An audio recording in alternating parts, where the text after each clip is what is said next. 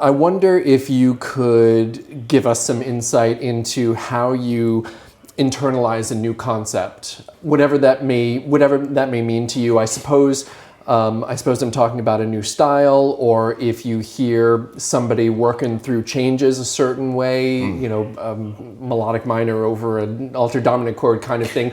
Do you approach music that way? Sometimes it depends on what it is. Okay. When I was first learning how to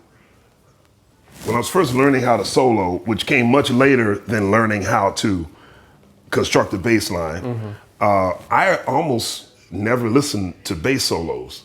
I just didn't like most bass solos. I felt that the melodic content was much more comprehensive from horn players or piano players or guitar players.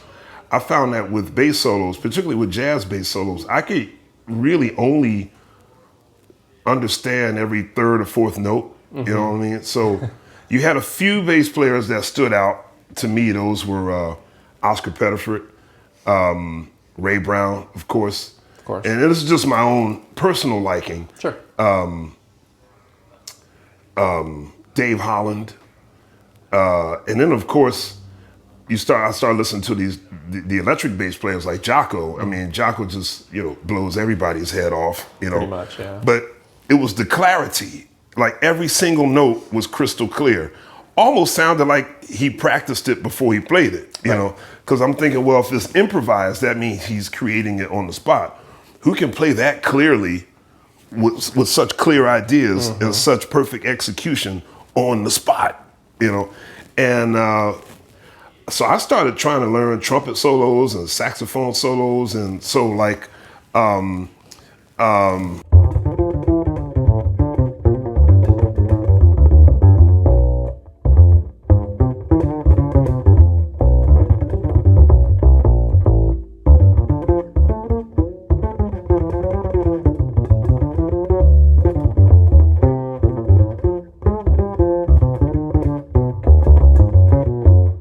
like articulation has to be clear, because I don't want anybody to hear my solos and like, I don't understand what you're playing. Right.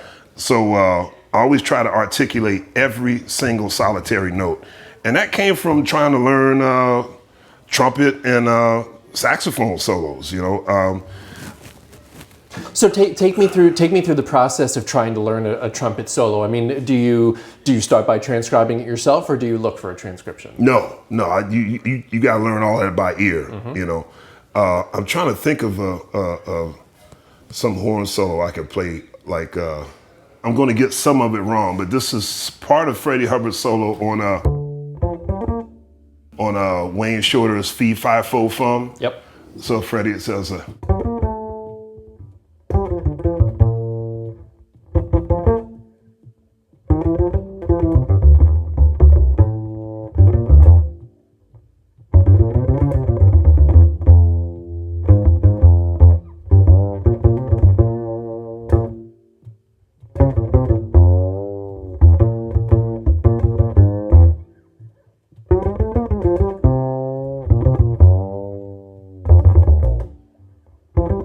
I forgot the rest of it.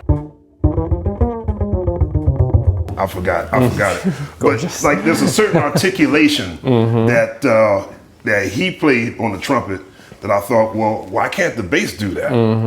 Like play every note with. I hear trumpet players say, or even saxophone players, like you tongue every note. Yeah.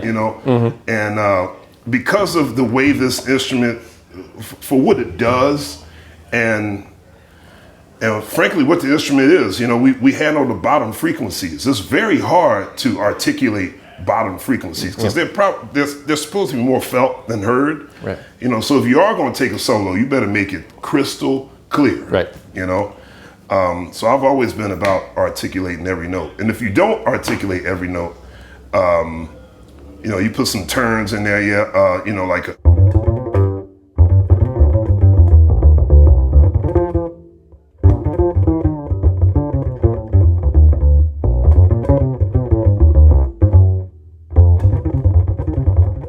Yeah, I like arpeggios too. That's a very saxophone thing to do.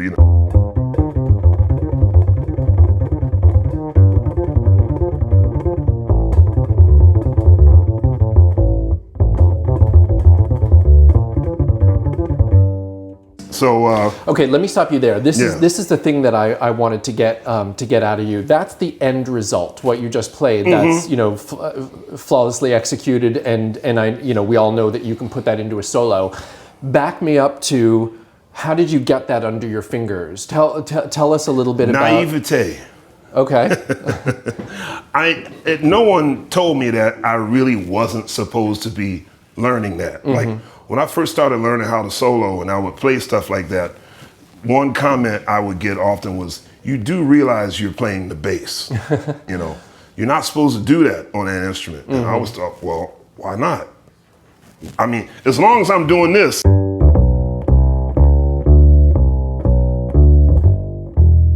Now I realize that's my primary job, right? Right. I mean, as long as I'm doing that when I need to be doing it, what's wrong with,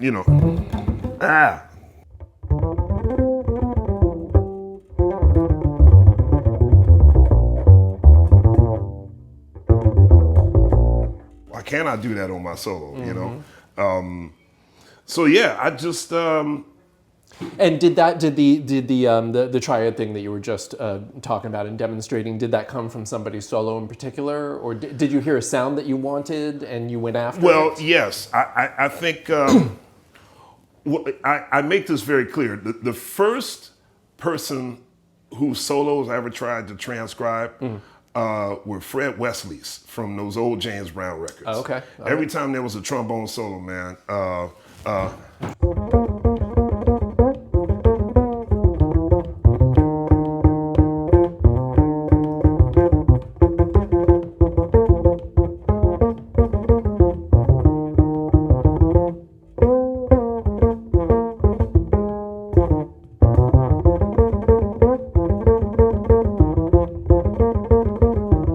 Just real greasy, funky stuff, There's so much groove in those lines. They're so deep. And like both Fred Wesley and Maceo Parker, they play like drummers. Okay. Because if you take the notes away and you just play the rhythm,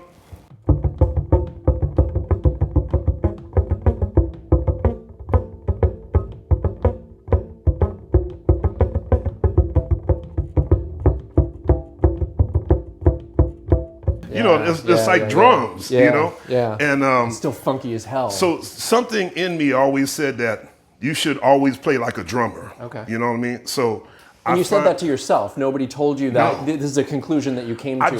I just always my favorite soloists play with so much rhythmic assuredness. Yeah. You know what I mean? Yeah. Even if it's a loose rhythm, like a rhythm against the rhythm, it's still definite, And so I was always drawn to, Charlie Parker, Dizzy Gillespie, Clifford Brown, Sonny Rollins. And then, of course, I think my three biggies were Freddy Hubbard, Joe Henderson, and McCoy Tyner. I always thought that if there was like a guy who like thrash metal, you would like McCoy Tyner. Yeah, I totally agree. Because to me, McCoy Tyner is just shredding all the time. Yeah. You know what I mean? It's like music to McCoy Tyner is a big steak, and his hands are just like 10 knives. Just Yep. It's just like, I want to play like that. Yeah. But so what I'm. You decided that you wanted to play that. How did you? What I'm curious about is a step or two that you took. You decided that you wanted this, and then how did you get it into your hands? I just tried to go for it. Yeah. I would try to mimic what I heard on recordings. Okay. I never knew if I was successful. I just went for it. Yeah. Like I said, learning how to play arpeggios, or like I thought a G minor arpeggio. All right, well,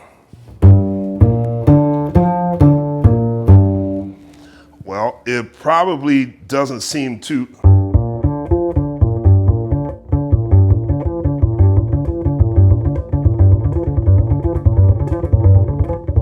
Now I'm trying to. If I don't think about it, I'll be able to do it.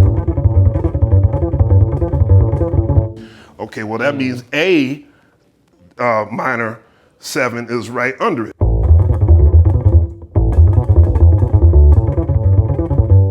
I mean, D minor.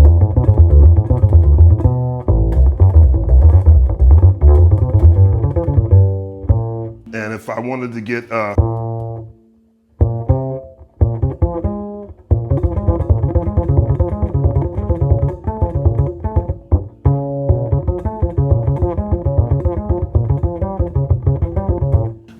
it's just crazy stuff. Like just go for it. You know what I mean? Even if it comes out wrong, Right. you'll feel a lot better going for it and getting it wrong than not going for it and be like, damn, I could have tried that. Well, that's an important point you raise, because that's, to me, that's about courage. That's about having the courage to go after the sound that you're hearing in your head, even if you fall flat on your ass. Yeah. I mean, because I know at the end of the day, playing that is not why I'm getting called for the gig. Right. You know?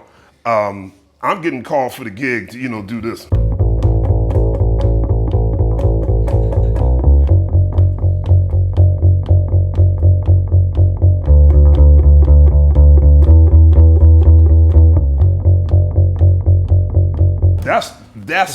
That's why I'm getting paid, right? So that's a great tune, all that other stuff, go for it. Yeah. You know what I mean? You try to gather as much information as you can, try it all out, and just go for it. Cool.